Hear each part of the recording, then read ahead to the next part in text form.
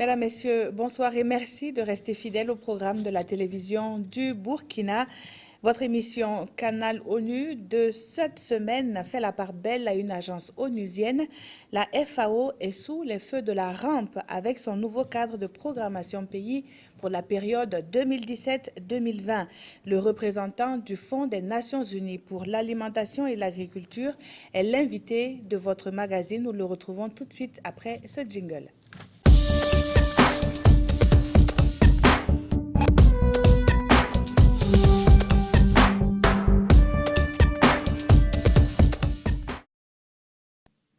Monsieur Aristide Ongon Obam, bonsoir.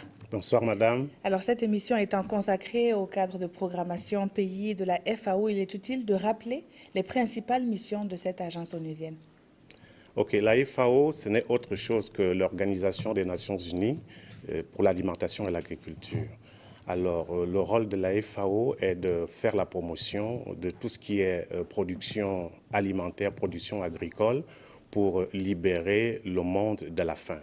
Alors, dans ce cadre-là, il y a un certain nombre d'axes sur lesquels nous avons renforcé notre action de par le monde. Et pour arriver à ces objectifs, la FAO, depuis 2010, a mis en place, dans tous les pays où elle est présente, un cadre programmatique qui permet d'accompagner efficacement les pays. C'est ce qu'on appelle le cadre de programmation pays. Dans le cadre du Burkina Faso, il y a un cadre qui était là de 2013 à 2015, qu'on a prolongé jusqu'en 2013, qui vient de se terminer. Nous venons alors d'élaborer, de formuler un nouveau cadre 2017-2020 avec le gouvernement. Et justement, M. Obam, quelle est la place qu'occupe l'agriculture et l'alimentation dans un pays comme le Burkina Faso? Alors, dans un pays comme le Burkina Faso, qui est un pays du Sahel, il faut le rappeler, et où le taux de malnutrition et le taux d'insécurité alimentaire sont très élevés, il faut le rappeler toujours. Nous sommes à peu près aujourd'hui à 41% de la population burkinabé qui est en insécurité alimentaire, qui est menacée d'insécurité alimentaire. Donc, c'est des taux relativement élevés. Et nous pouvons, sur cette base, affirmer que l'agriculture, la production alimentaire est un secteur très important pour l'économie burkinabé et pour la sécurité alimentaire des populations. Alors, M. Obam, nous allons à présent aborder la signature donc, de ce cadre de programmation pays de la FAO. Mais avant, nous allons suivre un reportage qui a été réalisé par Draman Guéné, justement, qui porte sur la signature de ce cadre. À travers cette signature, le Burkina et la FAO, l'Organisation des Nations Unies pour l'alimentation et l'agriculture, renouvellent leur partenariat. Un partenariat qui consiste en la mise en œuvre du cadre de programmation pays 2017-2020 de la FAO au profit du Burkina. C'est un référentiel qui définit les actions à mener au cours des 4 prochaines années. La FAO est un partenaire au développement qui travaille depuis des années avec le Burkina Faso. Et il faut à chaque fois que nous puissions nous asseoir et voir comment orienter notre collaboration, notre partenariat et les secteurs et les domaines dans lesquels nous devons travailler. Et c'est ça que nous avons défini dans ce document cadre. La FAO met à notre disposition 90,3 millions de dollars US, ce qui est quand même une enveloppe très importante. 3 domaines prioritaires ont été définis dans ce référentiel. Un document nécessaire à la collaboration entre la FAO et le Burkina. Il faut que nous ayons une aiguille qui nous guide. Et c'est cette aiguille-là que nous venons de créer ce matin. Nous venons d'identifier 3 priorités. La résilience face au changement climatique, l'amélioration des revenus des populations à travers les activités agricoles et l'amélioration de la gouvernance du secteur rural. Sur les 90 millions, il y a déjà une partie qui est mobilisée. Ça veut dire que les programmes sont même déjà en cours. Selon le ministre de l'Agriculture, le cadre de programmation pays 2017-2020 de la FAO a été élaboré de façon participative, donc en phase avec le PNDS, le Plan national de développement économique et social. Alors, c'est une signature qui est intervenue le 3 août dernier à Ouagadougou. Revenons un peu sur la genèse de l'élaboration de ce cadre de programmation pays.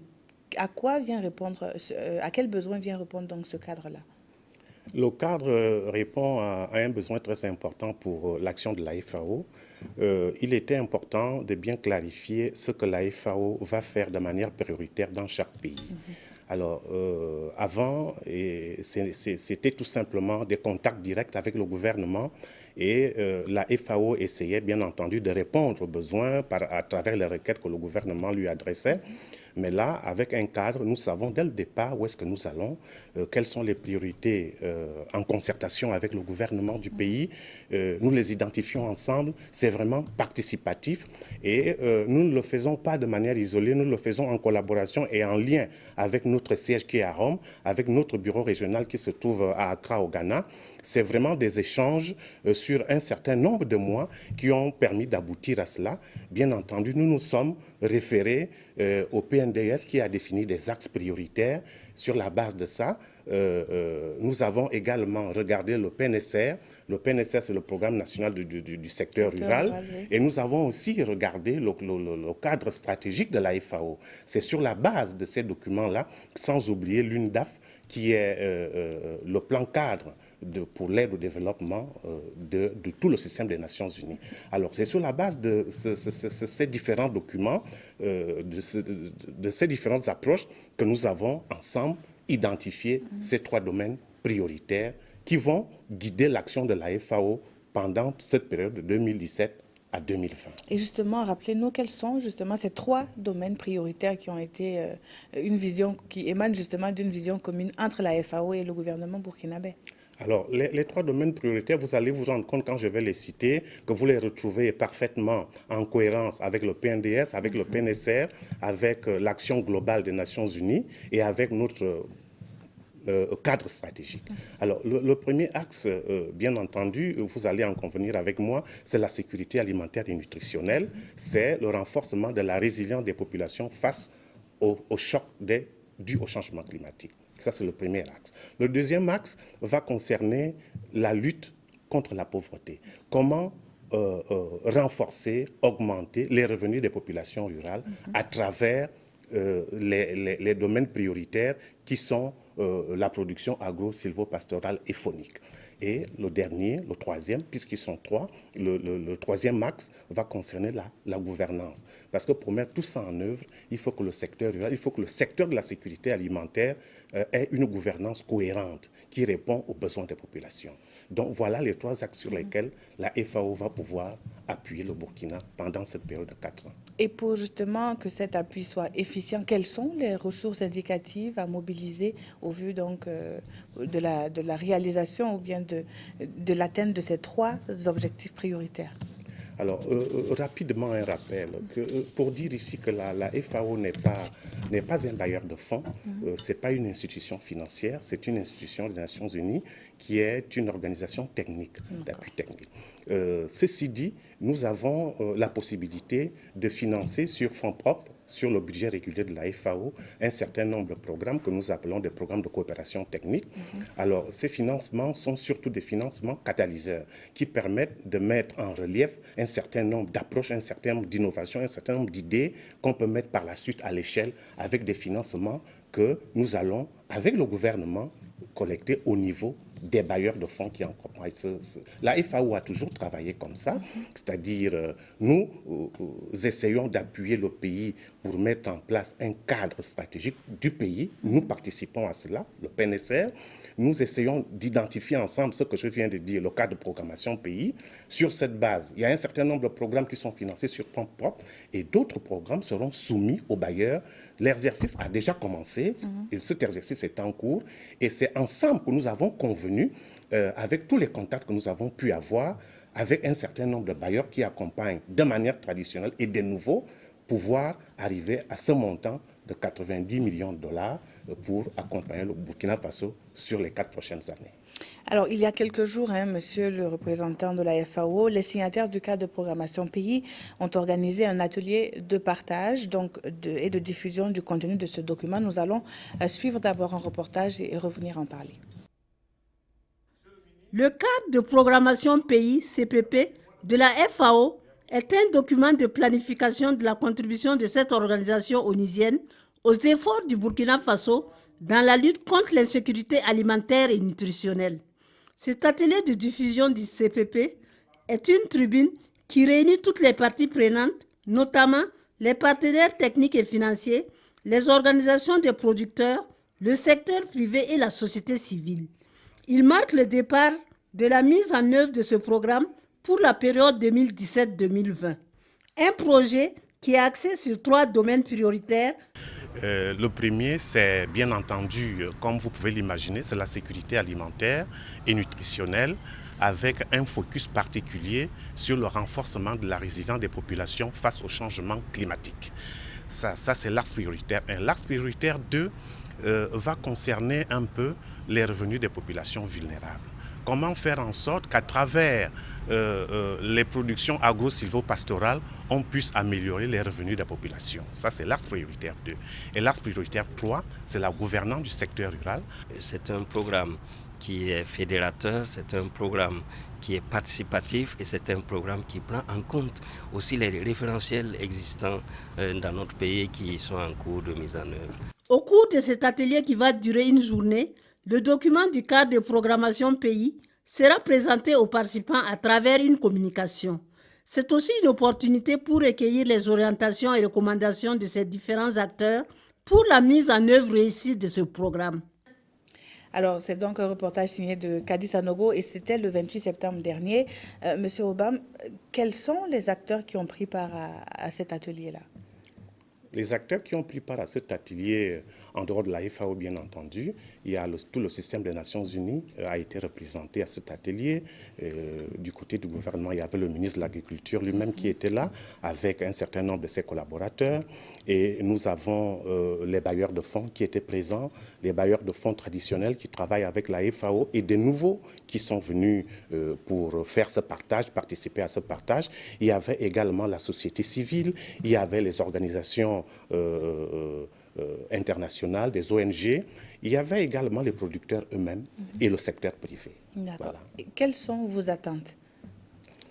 Bon, nos attentes sont de plusieurs ordres. À l'endroit du gouvernement, c'est effectivement que le gouvernement respecte ses engagements, non seulement vis-à-vis de la FAO, mais vis-à-vis des grands cadres internationaux dans lesquels le pays s'est engagé. C'est ce qui va faciliter la mobilisation des ressources auprès des bailleurs. Parce que les bailleurs vont toujours revenir sur le respect de ce que nous appelons les ODD, les objectifs de développement durable, dans lesquels le Burkina Faso s'est inscrit.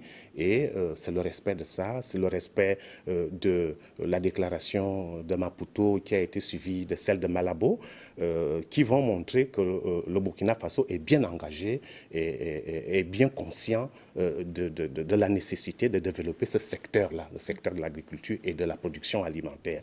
Ça, c'est ce que nous attendons du gouvernement. Ce que nous attendons des bailleurs, c'est qu'ils continuent, bien entendu, comme par le passé, à faire confiance à la FAO. Ils nous ont bien accompagnés pendant la mise en œuvre du cadre de programmation qui vient de se terminer. Nous sommes dans un nouveau cadre. Nous attendons à ce qu'ils travaillent toujours avec nous pour accompagner ce pays. Du côté des producteurs, nous invitons tous les producteurs, bien entendu, à adopter les nouvelles techniques, les nouvelles approches, des nouveaux comportements, parce que nous avons devant nous de nouveaux défis. Il y a le changement climatique qui pointe à l'horizon, qui est déjà là, et il faudra changer nos techniques agricoles et aller vers des techniques beaucoup plus durables pour protéger aussi en même temps l'environnement tout en produisant. Est-ce que, au vu de votre expérience ici passée au Burkina, vous êtes confiant quant à l'atteinte de ces objectifs-là? Les objectifs du cadre de programmation pays, oui, nous sommes confiants parce que ça a été participatif. Nous avons partagé avec tous les partenaires, avec tous les acteurs et puis ce n'est pas la première fois. Nous avons déjà mis en œuvre un cadre de programmation qui vient de se terminer. Il s'est terminé de manière satisfaisante. Donc nous restons confiants. La FAO a des avantages comparatifs qui sont reconnus. Et avec l'appui de tout le système des Nations Unies, parce que unis dans l'action, nous travaillons ensemble. Et dans les domaines où nous avons de la compétence, où nous avons des avantages comparatifs, comme je viens de le dire, nous restons confiants parce que ce n'est pas la première fois qu'on va le faire et nous savons que le gouvernement du Burkina sait nous faire confiance. Alors, le 16 octobre prochain, la communauté internationale va commémorer la 37e journée mondiale de l'alimentation. Et pour cette édition 2017, les migrations sont prises en compte dans la sécurité alimentaire et le développement rural. Quels sont pour vous les enjeux d'une telle journée? Bon, la journée mondiale de l'alimentation, la JMA, est une journée commémorative. La première chose, c'est qu'il faut se rappeler que la FAO a été créée un 16 octobre 1945, mais nous n'avons pas commencé à célébrer cette journée à partir de 1945. Mais nous nous sommes rappelés que c'est la date anniversaire de la FAO. Cette année, nous allons célébrer la 37e journée. C'est ça, il faut le rappeler chaque année, que la FAO a été créée un 16 octobre, qu'on n'oublie pas. La deuxième chose, c'est que chaque année, chaque fois que nous faisons cette célébration, il faut qu'on essaye de mettre une problématique en lumière, en valeur, pour qu'il y ait beaucoup plus d'attention là-dessus. Et cette année, nous avons constaté, comme tout le monde d'ailleurs, que les migrations commencent effectivement à prendre une ampleur qui devient dramatique. Dramatique dans la manière dont ça se passe. Les gens ne font pas des migrations, c'est-à-dire les gens ne se déplacent pas pour le plaisir actuellement. Les gens se déplacent soit parce que c'est des déplacements économiques, ils n'arrivent plus à vivre décemment dans leur terre d'origine, ils sont obligés d'aller chercher le bonheur ailleurs, soit ce n'est pas économique, c'est tout simplement de la sécurité, ils ne se sentent plus en sécurité, soit il y a des guerres chez eux, soit il y a le terrorisme, les gens sont obligés de se déplacer. Soit c'est aussi lié à la gouvernance de certains gouvernements qui ne permettent pas aux populations véritablement de rester parce que les conditions ne sont pas remplies. Donc toutes ces migrations ont comme conséquence d'altérer la sécurité alimentaire. Pas seulement dans les zones de départ, même dans les zones d'arrivée. Les pays qui reçoivent ces populations ne sont pas toujours préparés à effectivement mettre en place toutes les commodités pour que ces gens trouvent effectivement le bonheur qu'ils n'ont pas pu trouver chez eux. Ce qui fait que tout en partant, il y a des drames en cours de route, beaucoup n'arrivent pas à destination, beaucoup meurent, et ceux qui arrivent à destination recommencent à vivre parfois des situations beaucoup plus dramatiques que les situations qu'elles ont laissées derrière. Et dans tout ce que je viens de décrire, la sécurité alimentaire prend un coup grave. Et chaque fois qu'il n'y a pas de sécurité alimentaire, il n'y a pas de sécurité tout court. Il n'y a pas de lutte contre la pauvreté. On ne peut pas avancer. Donc, par conséquent, nous voulons, à l'occasion de cette 37e édition de la Journée mondiale de l'alimentation, attirer l'attention des décideurs, des politiques sur cette problématique, que les migrations ont un lien direct avec la sécurité alimentaire et le développement rural. Et pour le Burkina Faso, quelles sont les activités qui sont prévues justement pour faire prendre cette conscience-là, non seulement aux décideurs, mais également aux populations? Au niveau de nos cadres, notre cadre qu'on vient de signer, il est prévu un certain nombre d'activités qui vont permettre de renforcer la promotion d'un certain nombre de types d'emplois décents pour la jeunesse. Parce que quand vous regardez les populations qui se déplacent, c'est majoritairement des jeunes qui se déplacent. Parce qu'ils sont confrontés à des problèmes de chômage. Donc nous avons tout un chapitre dans ce cadre de programmation pays où nous allons faire la promotion d'un certain nombre d'emplois dans les domaines de l'aquaculture, de l'élevage, de l'agriculture durable, de la transformation alimentaire, de tout ce qu'il faut mettre en place pour réduire les pertes post-récolte. Il y a des emplois qui sont prévus. Nous avons prévu aussi du renforcement des capacités, du renforcement des capacités au niveau des centres de formation. Ces renforcements de capacités vont permettre à ce que la jeunesse soit mieux formée et qu'au sortir de ces centres de formation, au sortir de ces écoles, ils soient beaucoup plus aptes à se prendre en charge. Nous allons faire aussi la promotion de ce que nous appelons, parce que nous avons reçu des requêtes dans ce sens-là, nous l'avons déjà expérimenté dans d'autres pays, des éco-villages. Ce sont des villages qui, de manière intégrée, permettent de mettre en place un certain nombre d'aspects qui, non seulement font de la production intégrée, mais respectent en même temps l'environnement. Et ça permet de stabiliser les populations dans leur terroir. Donc c'est un beau programme donc, qui est annoncé et bien sûr la RTB va vous accompagner forcément pour la promotion de ces activités-là. Alors le partenariat de la FAO entre la FAO et le Burkina Faso est riche de plusieurs années de partage. Quel est le jugement que vous portez sur ce partenariat-là? C'est bien de me poser cette question. Ça fait toujours plaisir de revenir là-dessus pour rappeler que l'Organisation des Nations Unies pour l'alimentation et l'agriculture est une organisation à laquelle le Burkina a adhéré et le Burkina est membre depuis 1961, donc ça fait plusieurs années, juste un an après les indépendances. Ensuite, nous avons signé avec le Burkina Faso l'accord de siège, c'est-à-dire qui permet d'établir ici une représentation. La signature a été faite en 1978, ça date de plusieurs années aussi, et le bureau a été ouvert ici en 1979. Donc, depuis là, nous avons déjà eu 5 représentants. Je suis le 6e, ce qui montre que la collaboration est bonne. Nous avons fait beaucoup de choses avec le Burkina. Nous avons aidé à mettre en place beaucoup de cadres, beaucoup de référentiels dans les domaines qui sont de notre compétence. Nous avons aidé à créer beaucoup de structures au niveau des agriculteurs, au niveau des producteurs de manière générale.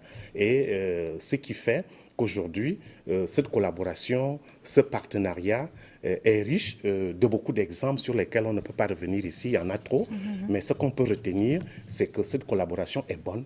Vous venez de voir la signature d'un cadre de programmation sur 4 ans et que le gouvernement nous fait confiance et nous avons, je peux dire, un partenariat satisfaisant avec le Burkina. Et justement, comment vous envisagez l'avenir ? Mis à part le cadre qui va durer donc jusqu'en 2020, comment voyez-vous l'avenir entre la FAO et le Burkina Faso? L'avenir entre la FAO et le Burkina Faso, moi, je vois cet avenir dans le sens de beaucoup plus de programmes, parce qu'il y a beaucoup de défis. Je ne peux pas voir un avenir autrement que le renforcement des interventions de la FAO dans ce pays. Il y a beaucoup de défis au niveau de la sécurité alimentaire, au niveau de la maîtrise de l'eau, au niveau de la malnutrition. Il y a tellement de défis au Burkina dans les domaines de compétences de notre organisation que je ne peux voir l'avenir que dans beaucoup plus de programmes, beaucoup plus d'intégration et beaucoup plus de renforcement dans cette collaboration.